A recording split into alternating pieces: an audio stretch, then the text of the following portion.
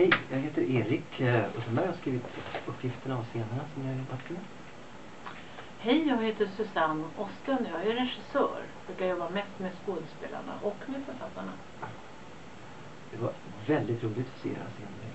Otroligt kul. Alltså, skrattar högt.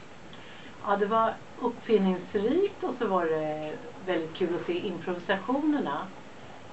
Och nu kommer det alltid in folk och stör oss i rummet. Ge fan är det där! Ja. Och vad kul att se er arbeta så proffsigt med text också. Jag blev överraskad över att det var så mycket roliga lösningar. Det är otroligt kul med den här, till exempel den första tonåringen som är så jäkla manipulativ. Hon som har tjuvrökt, jag gissar att hon har gjort det.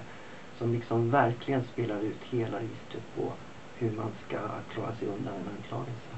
Ja, där verkar ni vara proffs. Och det är så roligt att se det, för där kommer alla argumenten och alla känslorna. Det var en väldigt känslorik pjäs. Och så den snälla pappan då som ska ta hand om situationen. Där kunde man se en modern familj. Och sen var det ju väldigt kul med reklam för dataförbud. Tänk att man skulle kunna ha en reklamfilm. Freeza och sen så börjar man förklara hur borde vi göra egentligen. Det där var väl en bra regilösning, att gå in med scenanvisningen och korsa två tankespår. Dels var det själva scenen och sen var det då kommentarerna. Och så kunde man bryta två tankar mot varandra, det där som pågick och det där som har varit historiskt. Det tycker jag var väldigt fiffigt faktiskt. Det var bra tänkt av gruppen. Och sen otroligt intressant med den här scenen, man faktiskt inte vet vad har hänt. Är den här tjejen skyldig till det hon anklagas för? Är hon helt oskyldig? Menar du nästa scen? Ja, nu är jag på nästa. Ja, den nästa scen, den var kuslig tycker jag, med de två vuxna som anklagar den här flickan för hotet. Att hon menar att hon har lekt. Och sen så har de vuxna, de lyssnar inte och de bara kommer med nya psykologiska förhörstekniker.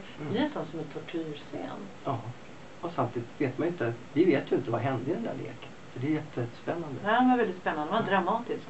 Det var både komedi och drama skulle jag säga som genre. Ja.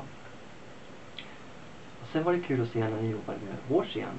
Och det är en sak som jag tänkte på, det gäller alla tre scener. Det var lite spännande för när jag skrev den här scenen tänkte jag att det är en mamma och hennes barn.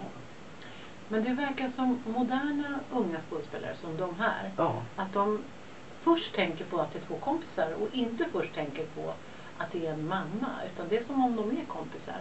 Så du har inte skrivit mamma, va? Nej, jag skrev bara A och B där. Ja. Och det var medvetet att jag gjorde så. Och sen... då undrar jag, hur skulle det blivit om det tog så här vem mamman var? Hade de spelat annorlunda eller hade det blivit lika? Det är ju en intressant fråga för oss. Och det är spännande också att se att när man skriver ungefär som en mamma och en dotter kan prata, så skulle det lika gärna kunna vara två kompisar. De pratar på samma sätt. Är det så? Alltså det är inte som Strindberg då, att man väntar på att pappa ska säga sitt, utan idag är det så att föräldrarna är som kompisar till sina barn. Det tror vi nu när vi har sett det här. Ja, det är en sån tanke man får. Eller, jag kommer tänka på en uppgift som jag skulle vilja att den här teatergruppen höll på med. Och det var att fråga föräldrarna, vad ska ni ha oss till? En arg unge som frågar föräldrarna, varför har ni skaffat oss? Vad ska ni ha barn till? Det skulle jag vilja veta svaret på. Vi kan ju prata lite mer om den här ängelrollen. Det var lite spännande. Ni gjorde så många olika kul, allt från en regissör som var arg på skådespelarna till någon som satt och tittade på och undrade vad som pågår. Och det är en ganska knepig text, den där ängeltexten. Jag funderade över, tänk om jag hade kallat den här rollen för C istället för en ängel. Vad hade jag inte då? Ja, det verkar som i alla fall de skådespelare vi har sett har lust att hitta på andra saker och egna lösningar. Det gillar jag som regissör. Alltså en text kan ju bli flera saker. Man kan ju spela den lätt som en komedi och man kan spela som ett drama, samma text. Det beror lite på vad man vill med scenen. Så hade ni haft lite mer tid, då hade ni kunnat göra varianter. Så hade vi fått se det. Ja, och det är jättekul att se alla sorters skrifter. Det finns inte rätt och fel i det här. Det är det som är roligt att se. Det finns inte rätt och fel. Du har ju skrivit, du har ju bestämt hur det ska vara. Så nej, jag har inte det. Faktiskt. När man skriver för teater så måste man så är det just att man skriver på ett sånt sätt att folk tolkar det på andra sätt än vad man själv tänker. Det är det som också är kul att skriva. Men det kunde vara kul att veta om ni vill ha en text skriven. Om ni tycker att ja, men vi har hittat en väldigt bra tema, vi vill ha lite varianter på det. Då kan man ju tänka oss att skådespelarna begär, ungefär som jag brukar begära av dig. Ja. Kan du inte skriva en text som handlar om det här? Ja.